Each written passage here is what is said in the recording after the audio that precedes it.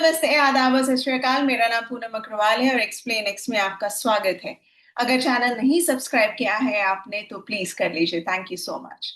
आज हम बात करेंगे बिहार एसआईआर के बारे में। जैसे कि आप सबको याद होगा कि 6 तारीख को 6 अगस्त को एक अर्जेंट इंटरवेंशन एप्लीकेशन लगाया गया था सुप्रीम कोर्ट में पिटिशनर्स द्वारा।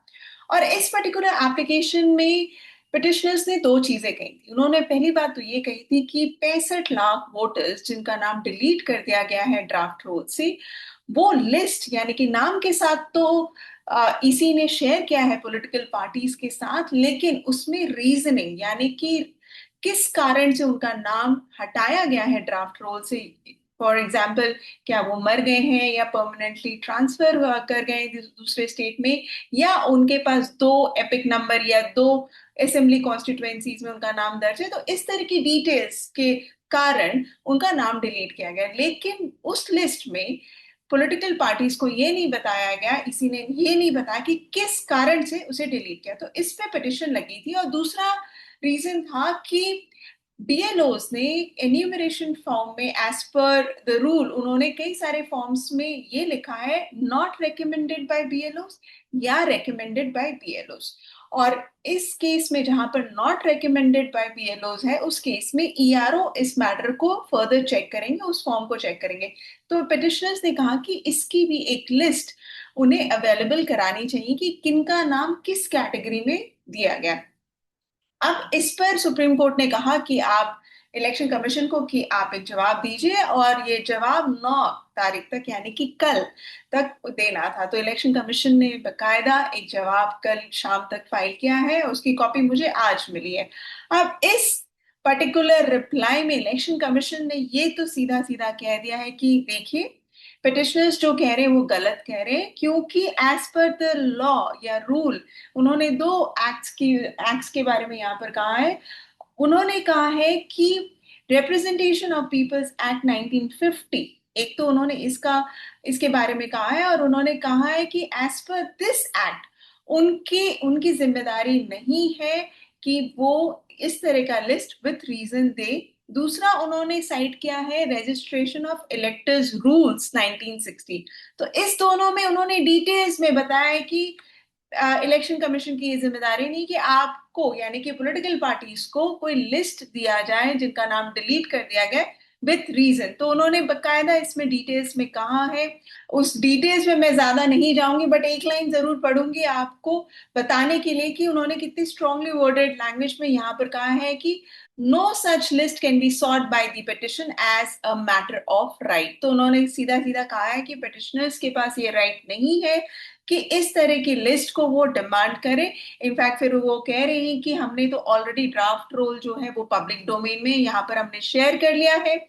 और जहां तक लोगों का सवाल है, जो 65 लाख लोगों का सवाल है, वो अपना नाम अगर ड्राफ्ट रोल में नहीं देखते हैं तो वो फॉर्म 6 भर कर अपना ले जा सकते हैं बीएलओ के पास और कह सकते हैं कि मेरा नाम ड्राफ्ट रोल में नहीं है, तो आप ये फॉर्म 6 लीजिए और मेरा नाम इंक्लूड करिए। और ये पीरियड वही 1 अगस्त से 1 सितंबर तक का दिया है।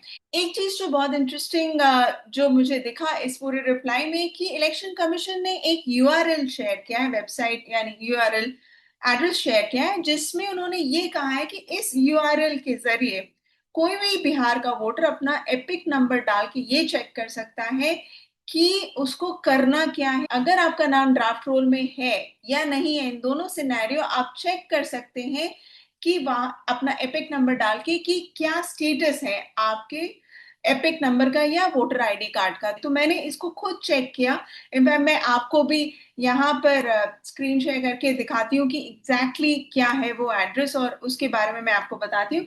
तो एड्रेस है voters.eci.in/home/enum फॉर्म ट्रैक। ये मैं आप स्क्रीन में भी लिख के दे रही हूँ ताकि आप अगर खुद चेक करना चाहें तो आप चेक कर सकते हैं। तो मैं आप जैसे कि यहाँ स्क्रीन में देख रहे हैं, ये पर्टिकुलर पेज आएगा जब आप ये एड्रेस डालेंगे। मैंने एक नंबर या एपिक नंबर उठाया था जो कि रिप्लाई में उन्होंने दिया है, कुछ नाम दिए, कुछ लिस्ट में नाम दिए हैं जिनका नाम डिलीट हो गया है। वो 65 लाख लोगों में से एक वोटर का एपिक नंबर मैंने इस्तेमाल किया है, और इसको इस पर्टिकुलर यूआरएल में जब डाला तो मैंने देखा कि उनका नाम आ रहा है, साथ में नीचे लिखा हुआ है स्टेटस में कि आपका नाम ड्राफ्ट रोल में नहीं है, कृपया अपने बीएलओ से संपर्क करें, जो बीएलओ का नाम है, और उनका मोबाइल नंबर दिया है, या आप फॉर्म 6 भरें। तो इसमें आप ये देख सकते हैं, उन्होंने चलिए बीएलओ का नाम और नंबर दे दिया, लेकिन इसमें उन्होंने ये रीजन अभी भी नहीं बताया कि किस कारणवश इस पर्टिकुलर वोटर का नाम डिलीट किया गया। तो रीजनिंग तो अभी भी नहीं हमें पता चलेगा, कि चाहे आपके पास जो भी हो, आपको जाकर बीएलओ से फोन करके बात करें, चाहे मिलकर बात करें, चाहे आप फॉर्म 6 भरे, रीजन तो आपको बीएलओ ही बताएगा। तो it's all about communication with the BLO, आप अदरवाइज कुछ भी पता नहीं कर सकते। तो बात तो ये है कि अब जब मेरा नाम ड्राफ्ट रोल में नहीं है, फॉर इंस्टेंस इस वोटर का नाम ड्राफ्ट रोल में नहीं है, वो तो उसको पता है कि है नहीं, या इसके थ्रू तो क्या एक्स्ट्रा इन्फॉर्मेशन मिल रहा है, यही इन्फॉर्मेशन मिल रहा है कि आपको बीएलओ का नाम और नंबर मिल रहा है।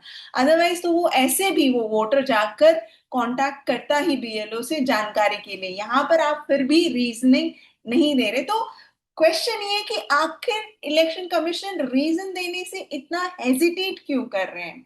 क्यों नहीं वो रीजन के साथ पूरा ड्राफ्ट, सॉरी, पूरा लिस्ट शेयर कर लेते 65 लाख वोटर्स का, जिनका नाम डिलीट हुआ है? रीजन देने में आखिर इतना संकोच इलेक्शन कमीशन क्यों कर रहे हैं?